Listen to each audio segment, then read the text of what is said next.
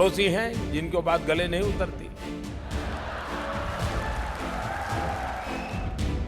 नरेंद्र मोदी एक अच्छे वक्ता ही नहीं, एक अच्छे राजनीतिज्ञ भी हैं, जो जानते हैं कि विदेशों के साथ कैसे संबंध बनाया जाता है और निभाया जाता है। इतना ही नहीं, मोदी जानते हैं कि पड़ोसियों को बदला नहीं जा सकता, लेकिन पड़ोसियों को सुझाव तो दिया ही जा सकता है। और जब पड़ोसी पाकिस्तान जैसे हों तो उन्हें मोदी के सुझाव की सख्त जरूरत है। मोदी भले ही ब्रसेल्स में थे, लेकिन वो जानते थे कि ब्रसेल्स की मंच से कहा गया हर एक शब्द आतंकवादियों और पड़ोसियों के लिए एक संदेश होगा। जमीन का विवाद तब से चल रहा था। 72 में बांग्लादेश अलग बन गया, तब भी ये सवाल चलता रहा। एक विवाद था पानी के बंटवारे का, समुद्री का पानी कहाँ उनकी सरहद होती है, कहाँ हमारी होती है। और दूसरा था सीमा का। आपको जानकर के खुशी होगी, हमारी सरकार आने के बाद किसी भी प्रकार की गोली चले बिना, किसी भी प्रकार का संघर्ष हुए बिना बांग्लादेश के साथ बैठ करके सीमा का विवाद समाप्त हो गया। भारत में जिनको आना था वो भारत में आ गए, जिनको बांग्लादेश जाना था बांग्लादेश हो गए, सीमा तय हो गई। अब वहां फेंसिंग लग जाएगी, घुसपैठ का जो बीमारी है वो भी बंद हो जाएगी और दोनों देश सुख चैन से जिंदगी गुजारेंगे। पानी का विवाद था वो भी निपट गया। दुनिया के सामने हमने एक मिसाल रखी है कि पड़ोसी देशों के साथ बातचीत से मसले सॉल्व किए जा सकते हैं। कुछ पड़ोसी हैं जिनको बात गले नहीं उतरती।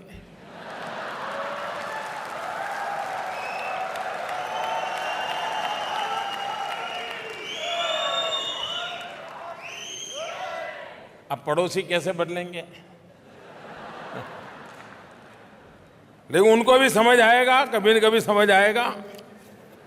कहने का मेरा तात्पर्य है भाइयों कि अनेक ऐसे काम जो इस सरकार ने विकास की दिशा में एक के बाद एक कदम उठाए, उसका परिणाम ये आया है कि देश बहुत तेज गति से आगे बढ़ रहा है।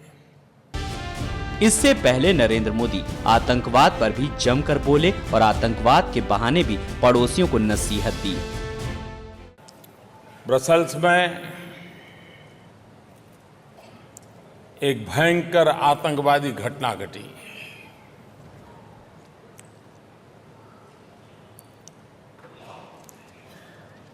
जिन लोगों को अपने प्राण प्रिय स्वजन गंवाने पड़े हैं,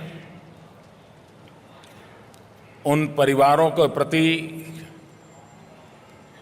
मैं आदरपूर्वक अपनी श्रद्धा समर्पित करता हूं।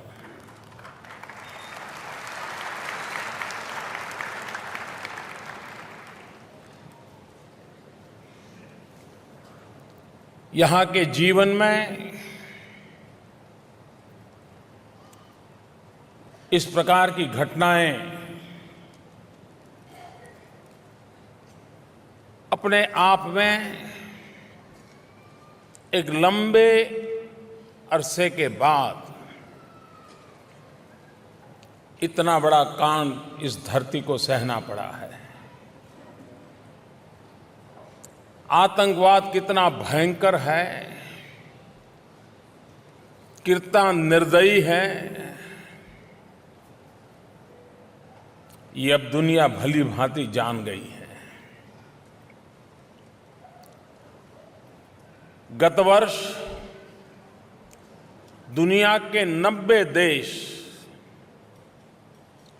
किसी न किसी आतंकवादी घटना के शिकार हुए। हजारों लोगों ने अपनी जान गंवाई।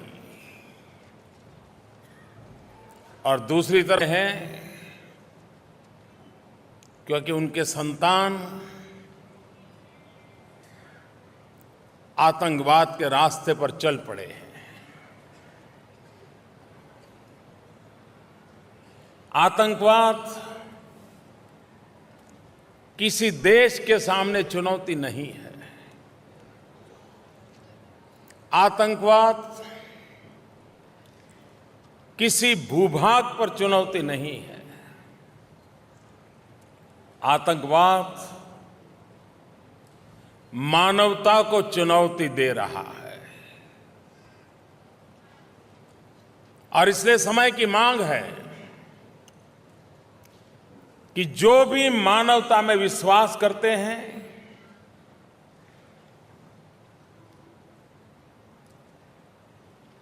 दुनिया की उन सारी शक्तियों ने एकत्र आकर के आतंकवाद से मुकाबला करना होगा।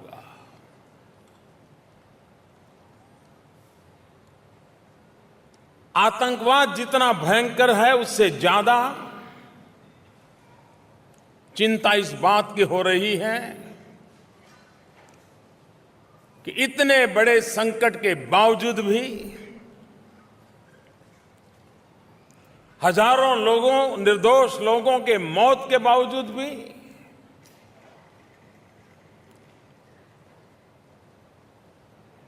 दुनिया इस विकराल रूप को पहचानने में कम पड़ रही है और उसके कारण मानवतावादी शक्तियों में बिखराव नजर आता है। कभी गुड टेररिज्म, बैड टेररिज्म,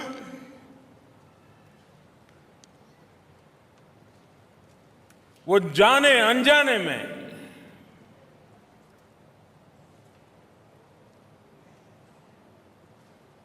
आतंकवाद को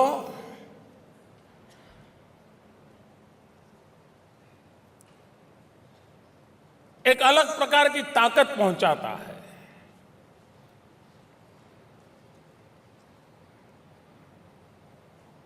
और इसलिए समय की मांग है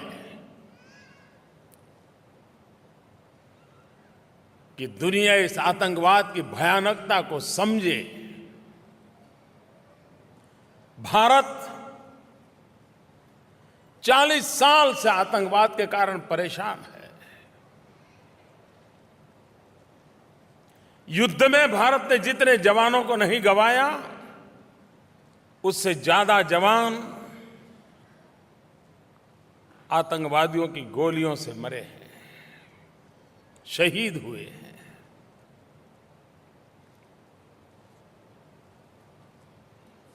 और भारत जब दुनिया को चीख चीख करके कहता था कि आतंकवाद निर्दोषों के जीवन का दुश्मन बन चुका है, मेरा स्वयं का अनुभव है। दुनिया की बड़ी बड़ी ताकतें हमें समझाती थी कि आतंकवाद नहीं है, ये तो आपका लॉ एंड ऑर्डर प्रॉब्लम है।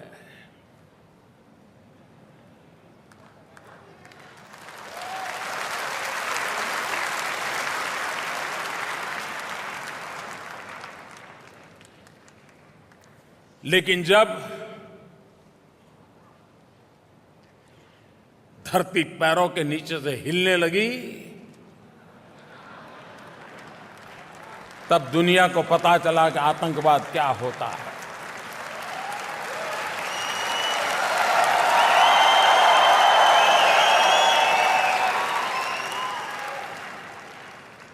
नाइन 11 ने दुनिया को झकझोर दिया।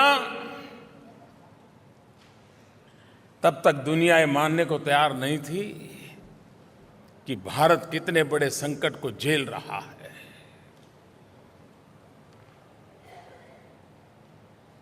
लेकिन भारत आतंकवाद के सामने झुका नहीं।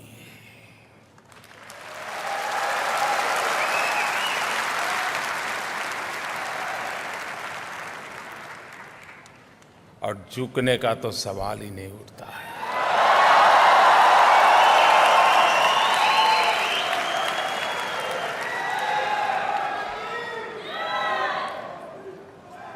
लेकिन आतंकवाद के खिलाफ मुकाबला ये एक बहुत बड़ी चुनौती है।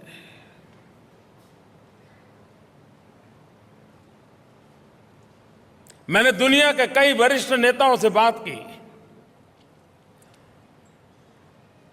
अलग अलग सांप्रदायिक धाराओं से जुड़े हुए नेताओं से बात की। और उनको मैंने समझाया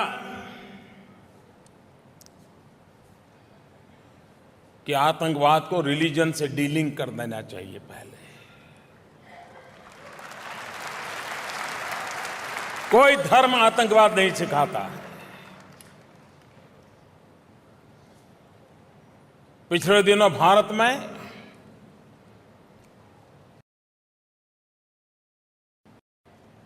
लिबरल इस्लामिक स्कॉलर का एक बहुत बड़ा समारोह हुआ। दुनिया के कई देश के इस्लामिक स्कॉलर आए, सूफी परंपरा से जुड़े हुए थे।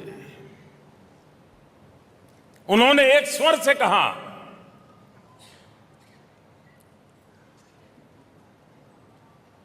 कि आतंकवादी जो इस्लाम की बात करते हैं वो इस्लाम नहीं है, ये तो अन इस्लामिक बात करते हैं।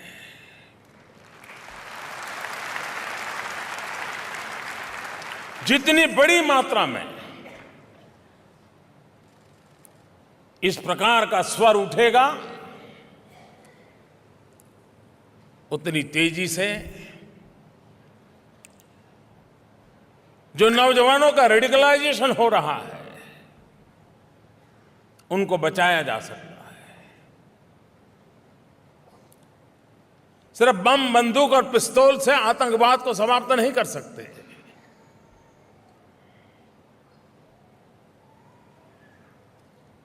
हमें समाज में एक माहौल पैदा करना पड़ेगा।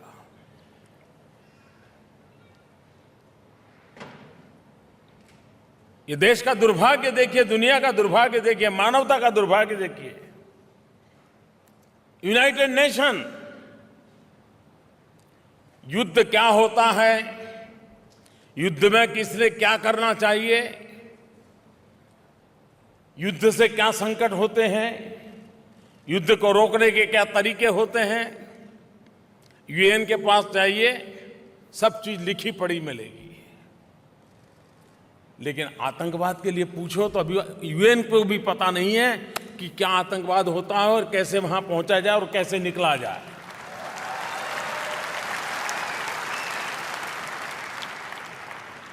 क्योंकि उनका जन्म युद्ध के भयानकता में से पैदा हुआ और इसलिए युद्ध के दायरे के बाहर सोच नहीं पा रहे हैं।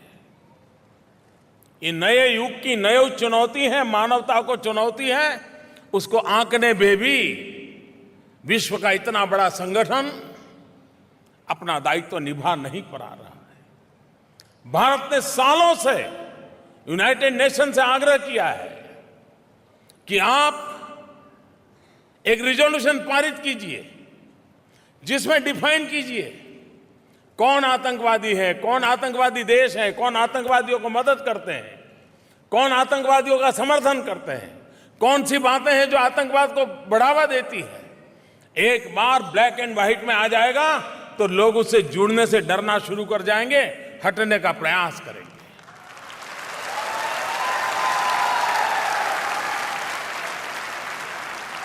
मैं नहीं जानता हूं यूनाइटेड नेशन कब करेगा, कैसे करेगा,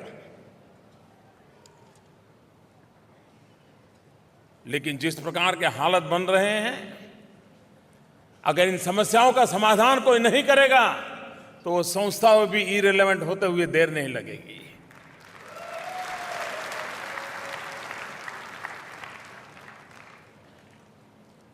अगर समय के साथ चलना है, चुनौतियों को समझना है और 21वीं सदी को सुख शांति और चैन की जिंदगी जीने के लिए तैयार करना है तो विश्व के नेतृत्व ने भी जिम्मेवारियां उठानी पड़ेगी और अब जितनी देर करेंगे उतना नुकसान ज्यादा होने वाला है।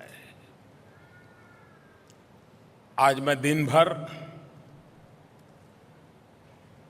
यहां के नेताओं से मिला, यूएई के नेताओं से मिला, विस्तार से कई विषयों पर चर्चा हुई, लेकिन हर बात के सेंटर पॉइंट आतंकवाद रहा।